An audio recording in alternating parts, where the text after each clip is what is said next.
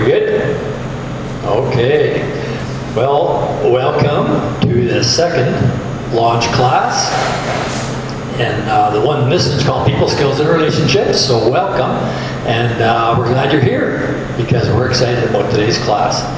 And if you missed last time, we're going to give you a little bit of overview, but we commend you for being here. And see what it says on the first slide. I think it says that, what I just said. We commend you for being here. We believe in you. And you could do many other things on a night like tonight, but you obviously want to get ahead and you want to learn. That's a little bit loud, isn't it? And so your coaches are here for you. I'm Coach Al, and the other people that have a name tag like this, we're your coaches. And everybody needs a coach. And everyone needs encouragement and some support, guidance, things like that. That's what we're here for. And we're just voluntary. And we believe in the idea that we're going to help young people do things better than we did when we went through. How about that? Get more successfully launched in their families, in their career, relationships, money management, health and fitness, things like that. So it's all about you. What do they say? It's not all about you on today. It's all about you. That's the foundation. That's where we start. It's all about you. We're here for you and to help us to help you. So we often refer to the 7 areas. This is a small board. One day we might get a bigger one. But right now, this is what we'll use. We developed this over the years in our men's group. I didn't develop it, but some people that were leading the men's group did. And so we'll talk about, this is just introduction. We covered this last time, but for those of you who weren't here last time, we'll cover it. There's 7 areas of life that we'll talk about: spiritual, family, social, financial, career, physical, and mental. And the idea is we start with you, us, and we have choices that we can make. We have pressure pressing down on us. We have life pressing down on us. You're all familiar with that. It could be financial pressure, could be health pressure, relationship pressure, you name it. All kinds of pressures. And God pressing up, encouraging us in the right direction. And we can think of that as good conscience, bad conscience on our shoulders that are trying to get us to go this way or that way, and we have a good sense of that. So what we want to encourage people to do is turn towards the problem, and God will meet us there if we do that, and it will help us to get through what we need to get through. And we see a problem here. For example, there could be lots of things, but we see an area of our life that we want to work on, and we turn towards the problem instead of away, which we call escape, which could be all kinds of things that we do for fun, or wasting time and watching TV or going shopping, you name it. Bad habits, all kinds of things we can do. And so we, obviously, when we're doing that, we're not dealing with challenges. And this is not necessarily a problem. It could be a goal. It could be a dream that we want to pursue in one of these areas. Same idea, where it's a lot of work, or we're fearful about that, and we sometimes choose to go and waste time. So one of the principles that we'll talk about in launch class is we're here to help you, as is God, here to help you to have greater success in the 7 areas. As we achieve greater success in the 7 areas, we'll have more lasting peace, happiness, confidence, and fulfillment. So we call this the life choices diagram. If you can think of a better name, please let us know. We just came up with that. And so that is just one thing that we'll refer to occasionally in launch class, just by way of introduction. So we'll carry on here. Those are the 7 areas. So this week's lesson, we'll talk about people skills and relationships. Next week, we'll talk about setting and achieving meaningful goals. And of course, that could be in any area. I just touched on that idea. But these are 2 of our primary sources of happiness in life: relationships and achieving some goals. And so one of our desires is to help you achieve goals and to talk about the goal setting process. That'll be next week. We'll start to touch on that. People skills and relationships is a big category, a whole big topic. We'll just start on it today. But we'll take another class in the future, talking about the same subject, going deeper perhaps. But we don't want to continue the same subject for too long in the beginning. We want to touch on a number of different topics here as we get going. Oh, I went backwards. Getting used to the technology. So let's talk about the basics of relationships and people skills. Talk about our desires, our human desires. We desire that people will like us. That's how we're wired. We want people to like us. We can't get away from that. We want people, we want to be attractive to others. We want, if we're in a relationship, any kind of relationship, we want to both feel good about our relationship. We want people to listen to us. We want to be able to help and lead others eventually. Not just us, we want to help others, right? We'll be happier when we do that. We want to be, this is a big one, comfortable and confident in a crowd with strangers. Because I know when I was young, I was not that way. I was shy when I was a kid, maybe because people told me I was shy. I don't know. I know when I was in my early 20s, I was not confident and comfortable in a crowd of strangers. And I'm going to touch on that on the next slide. I'll tell you a story about that one. So that's our desires for, I think, most people. So what do we find attractive in others? I'm going to put some things on the board, just for fun. Let's do a little brainstorming. I need participation here. So we'll make some list of what's attractive, what we find attractive in others, and unattractive. Sorry about my writing. I don't know if that's even spelled right, but hopefully you can read that. Unattractive and attractive. So start with attractive. Give me some ideas. What are traits that you would find attractive in people? Go ahead. Friendly. Friendly. That's a good one. We like friendly people. We find them attractive. Any others? Interested in others. Oh my goodness. You're advanced. Interested in us. How about that? We like people who are interested in us, don't we? Joyful. Joyful. Respectful. Respectful. Very good. Throw their money at us. Give us money. Give I'm kidding. us Oh, stuff. generous. Generous. Gifts. Okay, we'll call that generous. I can't write very well down there. Wisdom. Wisdom is attractive. We like people who are wise. Yes. Okay. Well, now we're getting heavy here. Okay, let's go on the other side. What do we find? We didn't even talk about appearance and physical. No. We didn't even go there. Okay, we'll leave that. What can we say? Physically attractive. That's usually where the world would start, right? And we'll say dress well, smell good. We like that, right? Okay, unattractive. Can you think of any traits there? Mean. Mean. You don't like mean people. Angry. Yeah. That's kind of the same, isn't it? We are not attracted to angry people. Grumpy.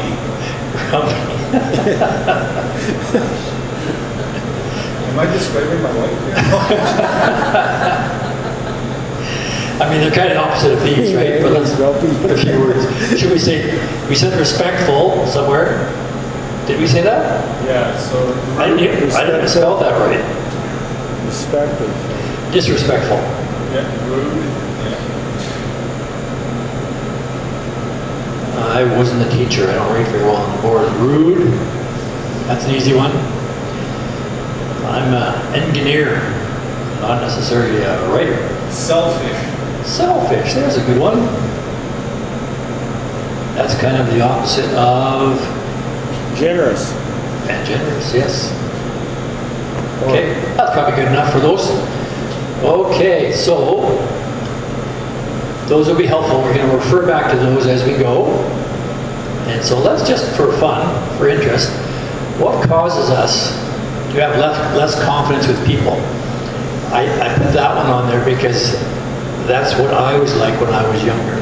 I came out of engineering school and I would look back and I would say I was not very confident with people. And it's one of my greatest desires for my kids, to be different than I was, to have confidence with people. So if you think about it, what causes us to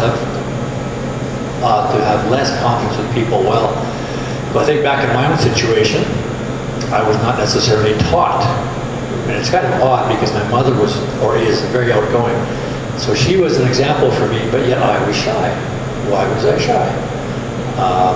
I wasn't taught some skills, and there's some bits of knowledge that you might refer to even wisdom that I didn't have. And I'm excited to talk about a little bit of that today, which might be helpful. So you ask yourself, how to have more confidence with people. These are questions that we're going to try to touch on and help today our students to help us have more confidence with people. People skills, relationships, confidence with people, because I certainly didn't have it. And I'm glad I eventually learned some of these things. So those are the basics. Oh, there we go. Okay, technology. There we go. So, when I was 21, I had a profound lesson. And I guess I was in third year university. And my girlfriend got a new job, and she worked over here in Foothills Industrial for a oil well service company. I think it was called Nalsco or Schlumberger or something like that. Anyways, she invited me to her Christmas party, her company Christmas party. Naturally, she'd probably be nervous, I guess, inviting me to that. And she wasn't working there very long, so that would make her even more nervous.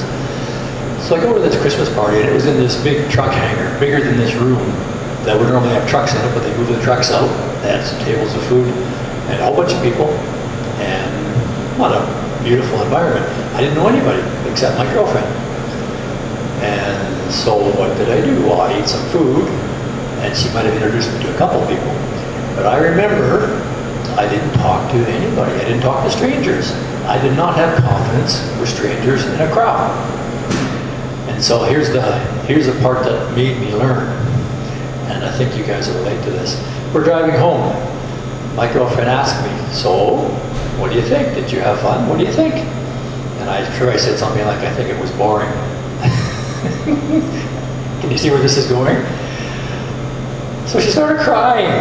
Oh my goodness. What do we do when we make our girlfriend or wife cry? So I didn't like that at all. And it made me really, really think, oh my goodness. So I'm not sure if it was the next day or the day after or something like that. I wasn't going to church at the time, so I'm sure I wasn't praying about it. But I had this thought. It was, Al, if you had made half an effort to talk to somebody, would that have killed you? Well, no. Do you think you might have enjoyed yourself if you talked to somebody? Well, or enjoyed myself more if I was bored, right? Well, maybe. I didn't ask myself why I didn't do that. I thought, well, if I had talked to some other people, do you think my girlfriend's coworkers would have had a better impression of me? I think so. They probably didn't have a good impression of me as I was. So I got thinking, okay, from now on, I'm going to make an effort. I'm going to make half an effort to talk to somebody from now on in a crowd. And I've been doing it ever since. And I wasn't super confident at that time, but it taught me a lesson. Something that has stuck with me, obviously, for the rest of my life. So now I'm actually comfortable in crowds of strangers. And that really helped me, that experience. And that was learning the hard way. It really was. Because as guys know, we're in trouble when our girlfriend starts crying because of what we do. So the second thing that really helped me in this area, helped me a lot, I went to a seminar and I learned about this book, which was some of the material for studying before this class that was on the website there. This book was called How to Have Confidence and Power in Dealing with People by Les Giblin, which is an odd name because they had odd names for books back in 1956. But it's still a very popular book, and it changed my life. It really did. It helped me understand this interpersonal and interrelational stuff and what the book talked about, how to have confidence. I remember from the book, one of the only things I remember from the book, and it was a revelation to me. It said that if you don't talk about yourself, if you just talk about the other person, they're probably going to like you. You're probably going to walk away saying, that's a smart person. I thought about it. Well, yeah, that makes a little bit of sense. Interesting. Because here I was thinking, I kind of, without even thinking about it, I want to impress people, right? And so I'm thinking, if I want to impress people, I need to talk about myself, my achievements, boastful, Do we like people who are boastful? Well, we didn't put that on there, but yes, that would be another one. No, we don't like people who are boastful. Do we like people who ask questions about ourselves? Yes, we do. So that was a profound learning for me. I don't have to be nervous around people thinking, what am I going to say? I don't have to worry about what I'm going to say. I just have to be interested and ask questions about them. That was huge for me, huge. So here's a couple of things, points to remember. People like to be asked their opinion, especially men. So ladies, if you want to be liked by a man, your boyfriend, your husband, ask them their opinion. They love to give their opinion. Just a little secret. I'm sure ladies like to be asked their opinion too, but for sure guys, asking someone their opinion is showing respect for them, right? And this thing, respect, I'm going to talk about this a little bit more, but there's this book that we're going to refer to. It's called Love and Respect. Very, very popular marriage book or relationship book. And I'm going to put something on the board here in a minute related to this book. But ultimately it says that men really, on average, most men highly desire respect, to be respected. And it says that women, one of their top desires is to be loved, to feel loved. Now there's probably a lot more to that word than, there's a lot of ways that might happen, but we're not going to go there today. But I'm going to refer to this after I finish this slide, I think. So people love to talk about themselves or tell stories. Ask them about themselves, that's all. Simple little people skill that I learned that relieved me from being nervous around people. Just ask them, where are you from? Tell me about your family. What do you enjoy doing? Tell me your story. And if you want to get a little deeper, what are your goals? To impress others, you don't need to say anything about yourself. Ooh, big relief for me. Just be genuinely interested in others. Celebrate their joys. This is a habit I've kind of gotten into by accident over the years. But if someone says something they're excited about, good for you. Their daughter or son had an achievement, good for you, good for them. Or they did something today, you name it, whatever they say, good for you. It's a habit I've gotten into. You need to say it sincerely, but for sure, it's just a people skill, right? Now this one I won't get into a whole lot of detail, but this came off that same website that we had for our study today. This is for men more so, but you can always ask people, what's your story? People love telling the story, right? What's your story? Where are you from? What do you do? Those kind of things. And this would go deeper. If you could succeed at anything, what would you attempt to do? And this reminds me of something that when I was at IBM early in my career in Regina, I'm from Calgary, but I was there for a couple of years. I remember learning about this goal setting stuff. And this will be a story more for next week, but after work one day, we're in the pub in the basement of the building in Regina, and I was talking about this goal setting thing. And one of the questions in goal setting is, if you could be guaranteed success at anything in life, what would you do? Or if you had $10 million, what would you do? In other words, you have total freedom. And that person, I won't say your name, within about 2 weeks she quit. She quit IBM. She was one of their top people. I was new. And she left. And I heard she went and joined a charitable type organization. And I have a feeling, when I talked about those things that day in the pub, her demeanor changed. She got very, very thoughtful, very serious. So I have a feeling that caused her to quit IBM. And so the other one's on here. Now this is going in a deeper conversation, someone probably that you know a little bit better. If you don't mind me asking, what stops you from pursuing your dream? What can I do to support your dream? Learn to be an encourager. That's really the bottom line here. How exciting to be part of helping someone else pursue their dream. That's why we're here. That's why your coaches are here today. We're excited to be part of helping you pursue your dream. And next week we're going to talk about it. We're really excited about next week getting into this goal setting. Setting and achieving meaningful goals would be next week. And I'll put one more plug into that. There's a Harvard study that's always been referred to, and I haven't seen the study, but it's always been referred to. Harvard did a study many, many years ago, and it said that 3% of people write down their goals.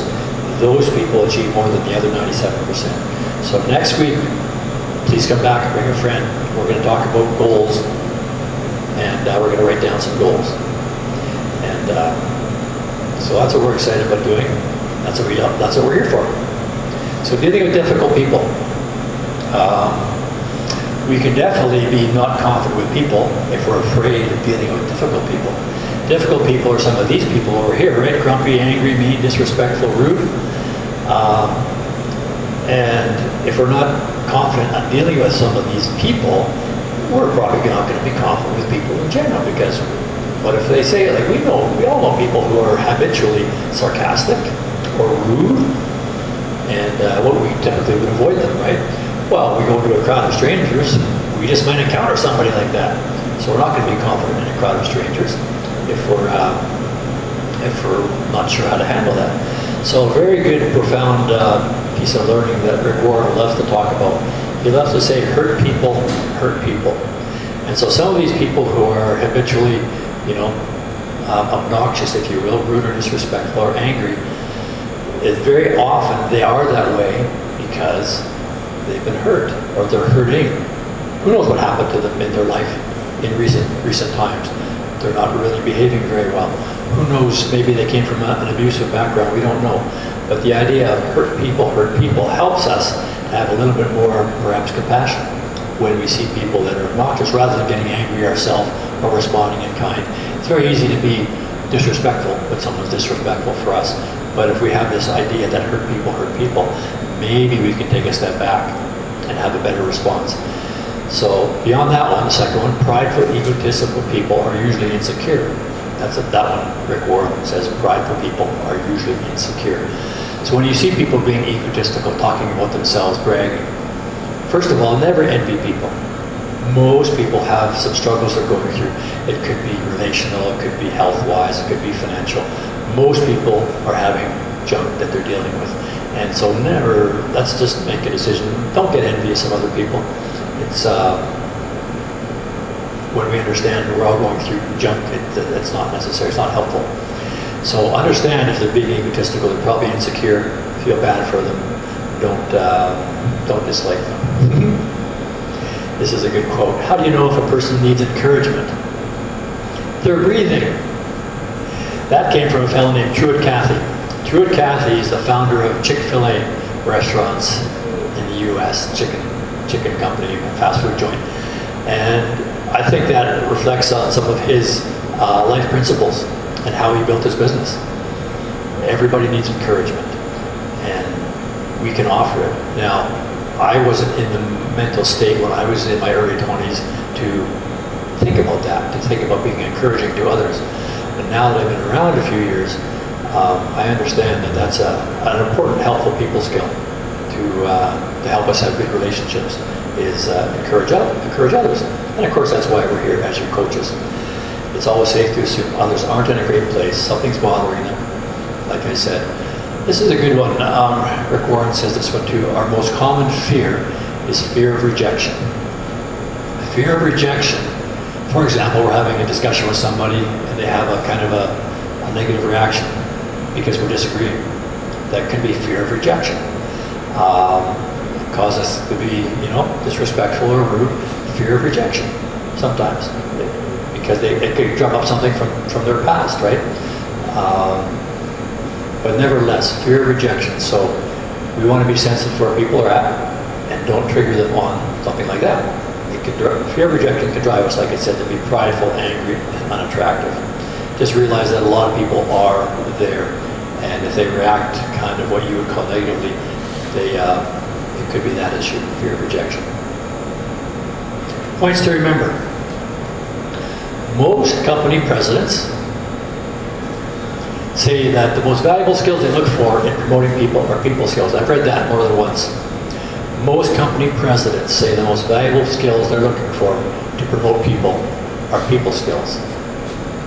You think about when you start off, your first jobs, if you will, you're doing a task. Lots of different tasks we can do, pushing paper or a physical task. But as you move up, you're managing people who are doing physical tasks. And so now, people skills come into play. And that's why company presidents, like you're climbing the corporate ladder or building a business, you're now looking after people, managing people, leading people, motivating people. People skills become the most valuable skills. So we are big in Launch Class on helping students to develop a lot of confidence in people and people skills. And another helpful one is choose not to worry about what others think of you. Rick Warren, I'm sure I'm quoting him so much, I listen to him every day as I'm driving in my car. He likes to say that what you think of me is none of my business. In other words, don't worry about what other people think. Especially the naysayers, don't worry about what other people think. But we can choose. The idea in there is, if I let other people, for example, if they're rude, disrespectful, mean, those things, if I let them affect my emotional state, I'm giving them power over me. So we can choose to say, I'm not going to let what other people do affect my emotional state. I'm not going to give them power over me. We can choose to do that. So that's the idea, is don't worry about what other people think. The only person that really matters ultimately is what God thinks. And He thinks you're amazing. That's another theme through launch classes. I mean, we talked about how God will be with us as we pursue improving our lives in the 7 areas. God is for us, He's not against us. He's not, the heavenly taskmaster waiting to come along and zap us when we do wrong. He is for us in every way, loves us unconditionally. And so what He thinks is the most important. So people call it the audience of one. Don't worry about what everybody else thinks. I won't say who made this quote because his reputation is not good now, but he said a guaranteed route to failure is trying to please everybody. That's what this is talking about. Don't try to please everybody. Just be interested in others. And when you walk into a room, this is an interesting story. When we walk into a room, we can talk, we can sense where we're at when we walk into a room. How are we thinking when we walk into a room? How do I look? What do people think of me? Or what are they going to think of me? That's one state we could walk into a room as. Or we could think about walking into a room and say, I wonder who could use some encouragement today. Wouldn't that be an interesting approach to walking into a room? Or we could say a little prayer. Or is there anybody here that could use a word of encouragement or a word from you? That's a different way. So if we walk into a room purposeful and thinking about others, guess what? We're not nervous. We're not thinking about ourselves. And smile and say hi wherever you go, and you'll be like, that's what I told my kids the first day of school. You're going to be nervous. There's going to be strangers there. But if you smile and say hi, you'll be fine. And they all did. And they were all fine. It worked out really well. But it works for us too. Smile and say hi wherever we go. And we'll be liked and we'll be happier as well. So who should be the one to make the first move to reconcile? This book, Love and Respect, talks about this.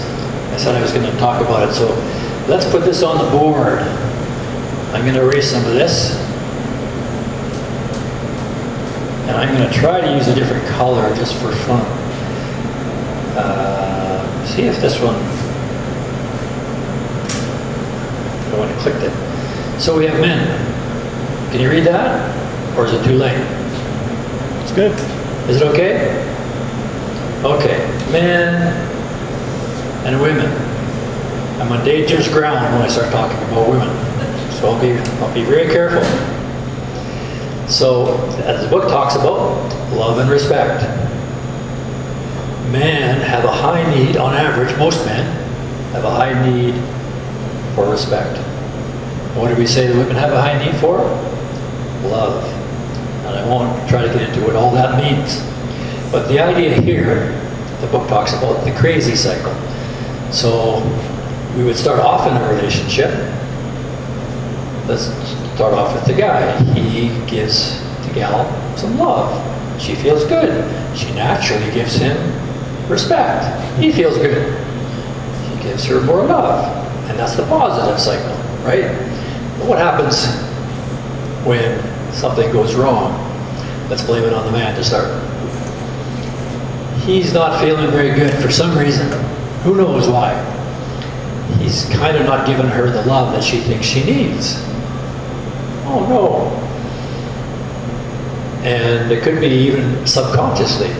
She starts to not give him the respect that he's looking for. So he's not feeling very respected. What does he do? Goes into his man cave, goes out, does something, but he's not giving her the love she needs. And so she withholds respect, he withholds love, and this crazy cycle goes around and around and around in the downward direction. What do you do now?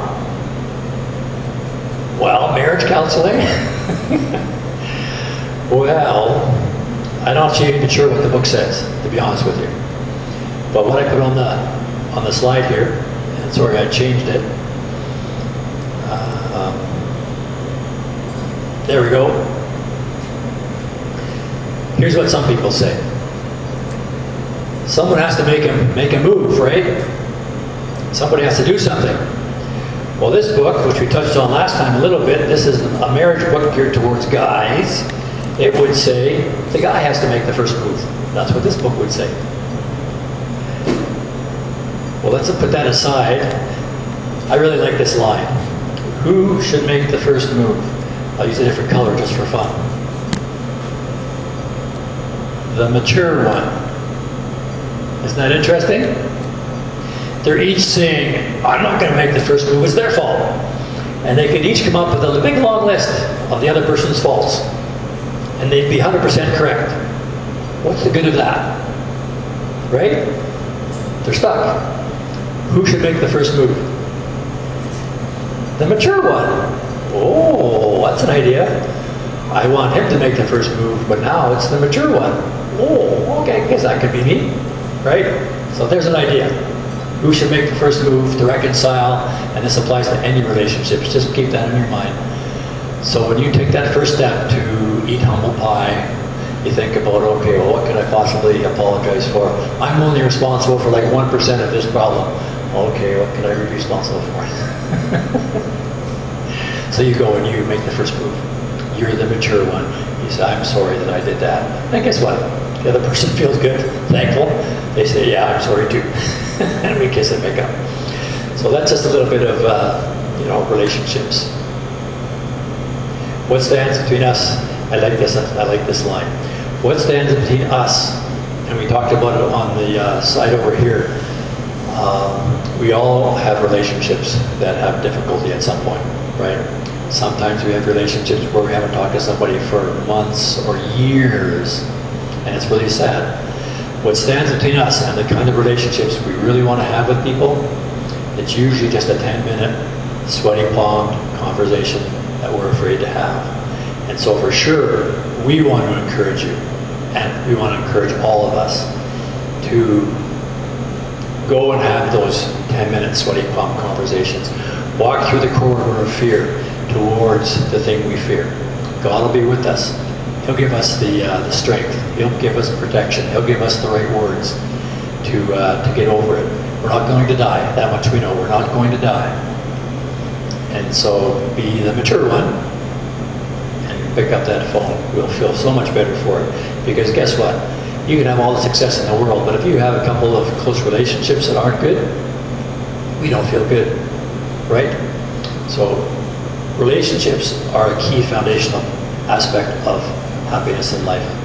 So in summary, hallmarks of attractive people. They're forgiving, gracious, not critical, judgmental. They're encouraging. They're interested in us. They're caring. How do we get there if we're not there today? Well, a couple of ideas here. We can focus on others instead of ourselves. That's a decision we can make. We've touched on that from a few different directions today. We can count our blessings. That's really helpful. Often we can think of people who have it much worse than we do, which makes us not feel so bad about ourselves. We can choose an attitude of gratitude. That's what that's saying. We can associate with positive people. This is a huge, huge principle of success in life. We become like who we associate with. And that's what you're doing today. That's why we commend you for being here today. We can associate with people directly like we are. We can associate with people through their books. There's an old saying, you'll hear me say that term a lot. There's an old saying that says, the person you become in the next 10 years or so will depend on two things. Primarily two things. Who you meet and the books you read. Who you meet and the books you read. So we commend you. Hopefully you're meeting some good folks here today, and we're connecting you with some great resources through this launch class, some of which you've already seen on the website. And some books, you're welcome to borrow a book, 1 or 2 weeks. We'll have a sign-out sheet here if you want to. These are life-changing books. I won't get into them today. We touched on it last time. So you become like who you associate with. When I heard that, understood that, that was powerful. we think about who we associate with today. Are they more on this side of the equation, unattractive? Or are they on this side of the equation, helping us lift up, giving us good examples? There's next to no value in criticizing others. We talked about that. Those are people who criticize others. Are they on the attractive side of the equation or the unattractive side of the equation? There's next to no value in criticizing others. So if we're in this habit, let's just remember that and get out of that habit. We'll have much better relationships. We'll be much happier when we get out of that habit of criticizing others. And of course, if we realize that hurt people, we'll be less inclined to criticize others as well. And what do they say here? Unless, if we do criticize others, because of course we see people make mistakes, our loved ones making mistakes or going down the wrong road. It's okay. What do you call it? Constructive criticism? That would be if we do it in a way where our desire, our sincere desire, is to help that person to be happier. In other words, we're not just responding. They're disrespectful for us, so we're disrespectful to them. Or they're criticizing us, so we criticize them. That's kind of what we do as human nature, right? So let's choose not to do that. If we're critical of others, let's only do it if it's with the intent of actually helping the other person. But if we're insecure, like I was when I was younger, well, I think one of the things that helped me a lot, actually, is learning what does God think I'm about, and what does God think of me? What does God say about me? And because God does actually think you're terrific, and He approves of you 100%. He loves you 100% unconditionally. Nothing you can do to make God love you more or less. So that's one worth exploring. Counting our blessings. The book we talked about that. Okay. Any questions? Then we'll go to small group. Good job, guys. Okay, let's take a break.